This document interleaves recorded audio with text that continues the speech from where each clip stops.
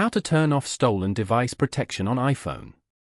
To get started, first of all go ahead and open up the Settings application on your phone. Settings allow users to customize, control, and secure your device. Once you're here, scroll down to find and tap on Face ID and passcode. For security purposes, you will be required to enter your device passcode to proceed. You are now in the Face ID and passcode settings page. Scroll down until you find and tap on Stolen Device Protection. This adds another layer of security in the event that your iPhone is stolen and someone knows your passcode. Now, turn off the feature at the top. A pop-up will appear and tap on Start Security Delay.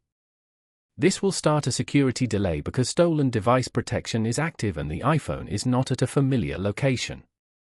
The security delay will last for 1 hour. Once the delay is over, you will get a notification and the feature will be turned off.